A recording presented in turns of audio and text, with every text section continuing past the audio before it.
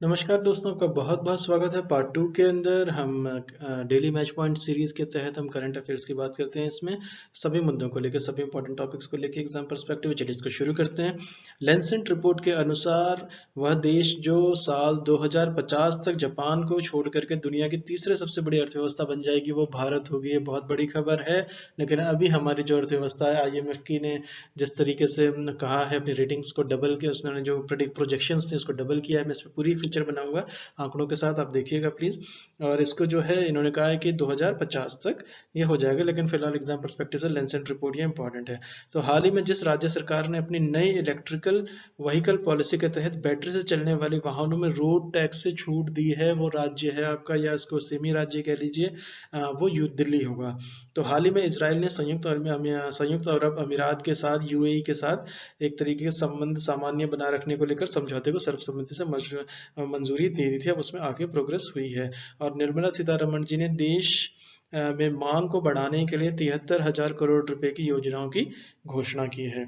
और इसमें जो इम्पोर्टेंट बात वो ये है कि आप अगर इसको देखें तो इसमें सबसे इम्पोर्टेंट बात यह है कि जो मुंबई के जो जिसको कहते हैं मुंबई और ईस्ट बंगाल स्पोर्ट्स को लेकर ये काफ़ी चर्चा में बने रहे हैं। लेकिन इनसे जो महत्वपूर्ण बात है वो केरला से आ रही है।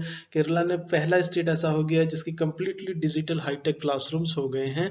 ये बहुत बड़ी बात है। तो आपसे पूछा जा सकता है कौन सा राज्य है जो पूरी तरीके से हाईटेक हो गया है, तो वो केरला होगा। और लॉस एंजलिस लेकर्स ने इस तरीके से डिफीट किया है मायामी को, ये क्लिंच करने के लिए 17वां NBA चैंपियनशिप, यानी एमबीएन चैंपियनशिप जो है इस वक्त, इस बार किसने जीती है? लॉस एंजलिस लेकर्स ने। ये आपको याद रखना होगा।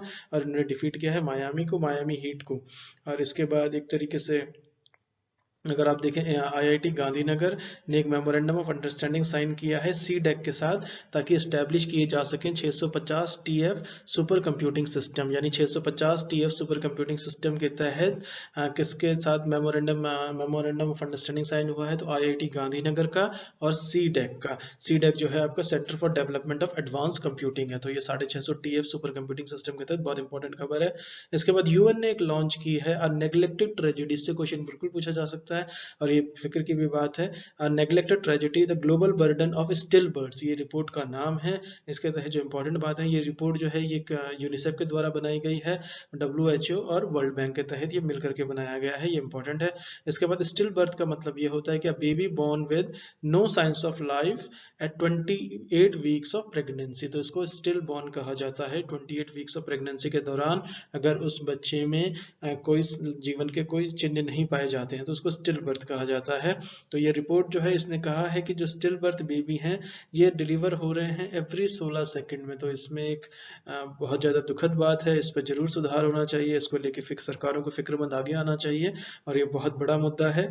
इसके बाद जो है अगली जो न्यूज़ आ रही है, एलेक्स जो क्रूज हैं ये स्टेप डाउन करेंगे। ब्रिटिश एयरवेज के CEO के तौर पे थे ये, तो एलेक्स क्रूज होंगे। और एलियस्टर निकोलसन जो हैं ये स्टेप डाउन करेंगे आपका चीफ एग्जीक्यूटिव से ACA के। तो ये दो एग्जीक्यूटिव्स हैं, एलेक्स क्रूज और एलियस्टर निकोलसन।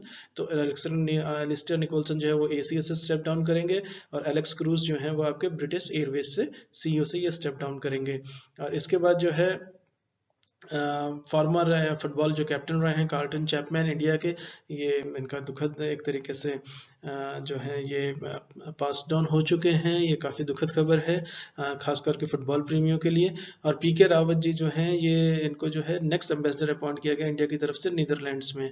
और ये जो है लुइस हैमिल्टन ने विन किया है 2020 का आईफिल ग्रैंड प्रिक्स। तो ये पूछा जा सकता है आईफिल ग्रैंड प्रिक्स 2020 का किसने विन किया है? तो ये लुइस हैमिल्टन होंगे। और इन जो प्राइम मिनिस्टर ऑफ जॉर्डन जो हैं बिशर ख्वाशामिन, इनको जो है स्वान किया गया है जॉर्डन के तौर पे, प्रधानमंत्री के तौर पे।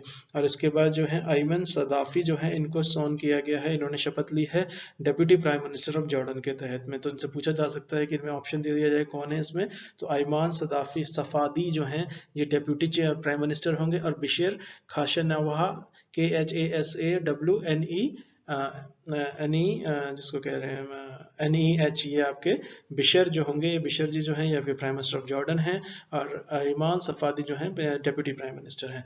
तो ब्रिक्स जो है लेबर एंड एम्प्लॉयमेंट मिनिस्ट्री जो है इनकी वर्चुअल मीटिंग हेल्ड हुई है, जिसमें संतोष गंगवार जी ने इंडिया को रिप्रेजेंट किया था। तो ब्रिक्स का जो labour and employment ministerial virtual meeting इनकी हुई है।